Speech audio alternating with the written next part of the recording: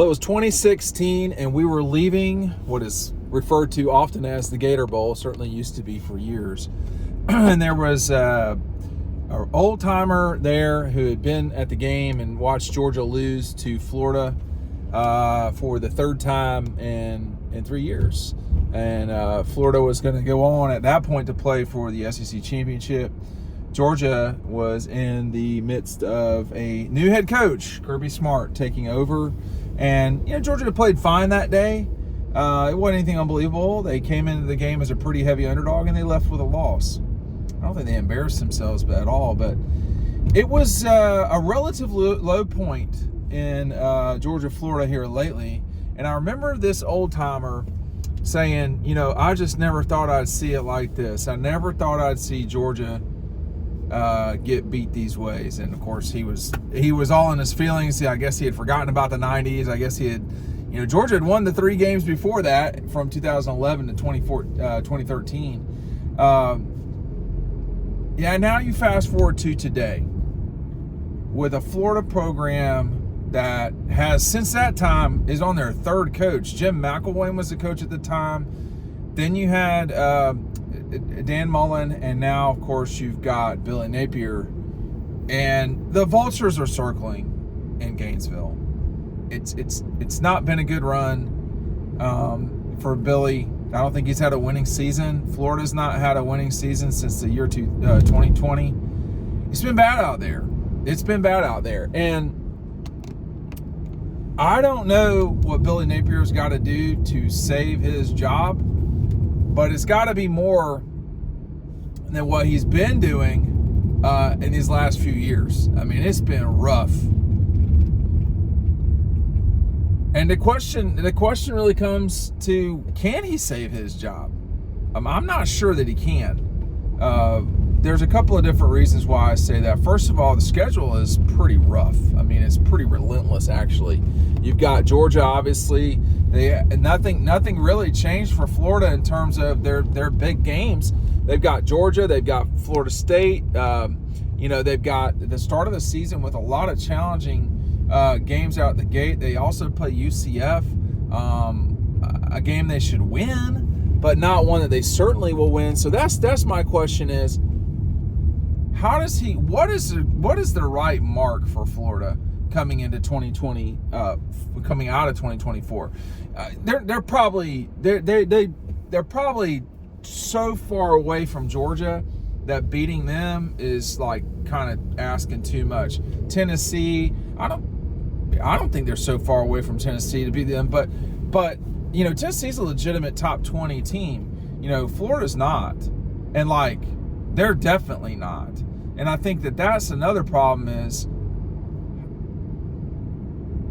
how does Billy right this ship?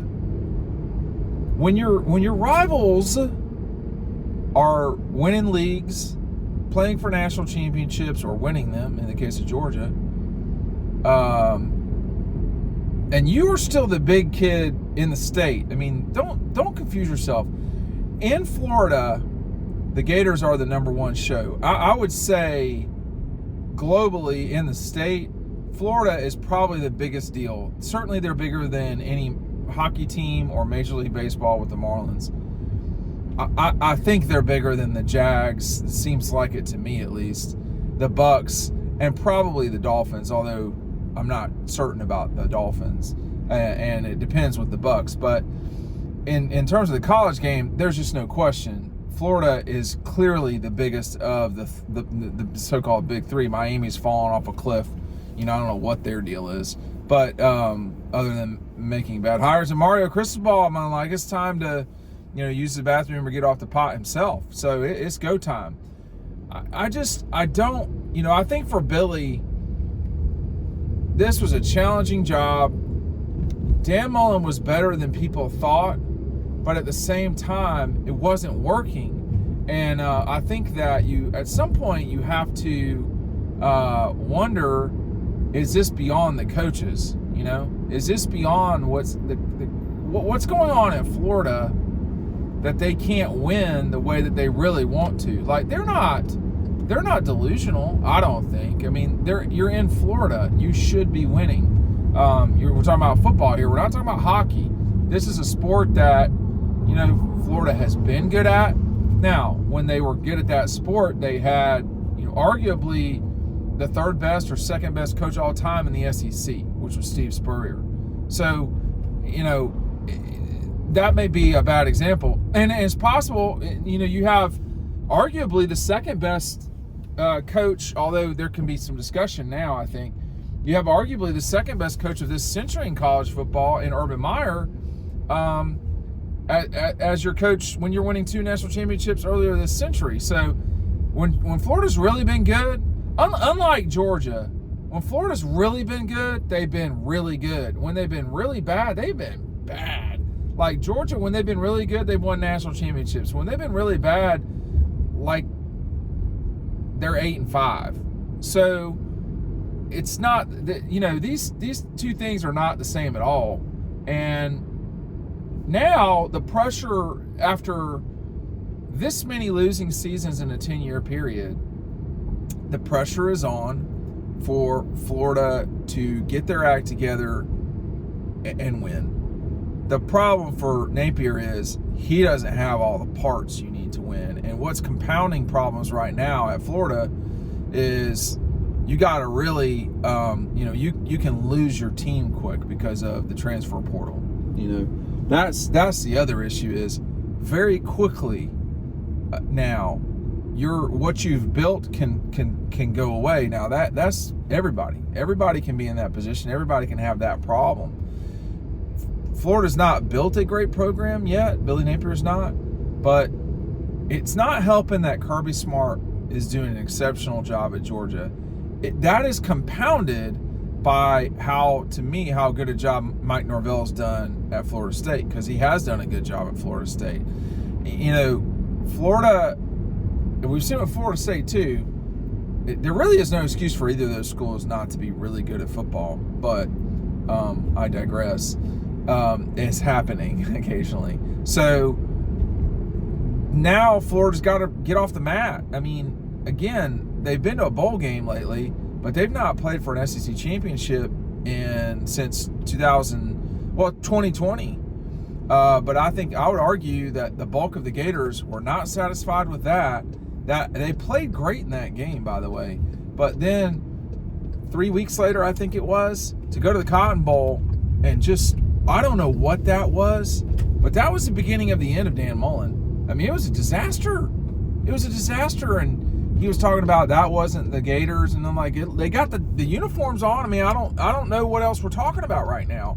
So that was a bad look, and I just, can he save this?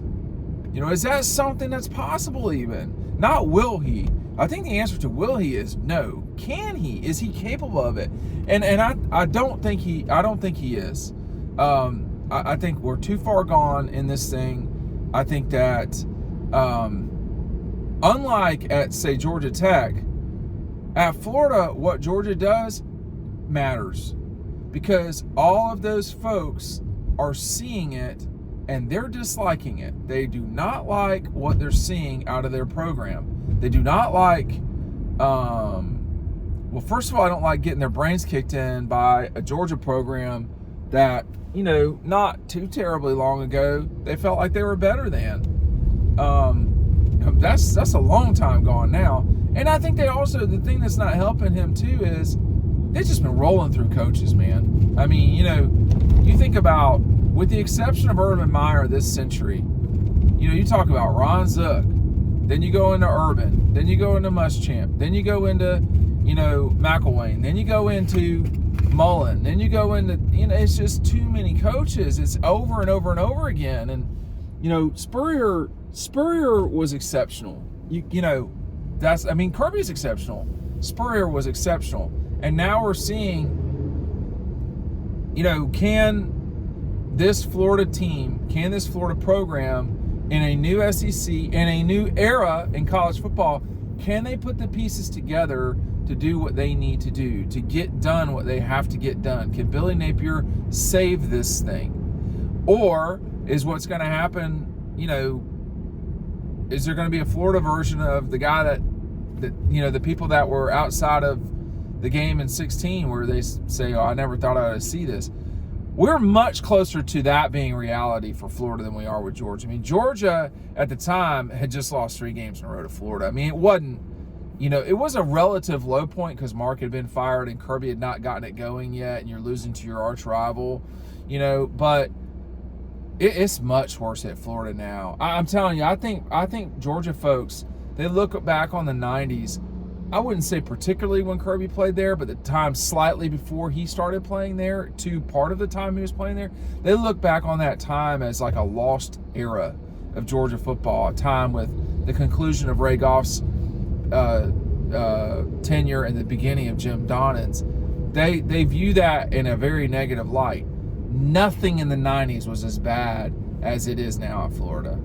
I mean, there weren't multiple losing seasons in a row. They were always, they were like 6-6, which followed up with a losing season, which followed up with being number 10 in the country. Or in 91-2, they were 9-3 and 10-2. It just wasn't epic failure for close to a decade. And Florida's not won the league in 10 years. It's been bad. And so can Billy save this or not? We're going to have to see. Thanks for watching.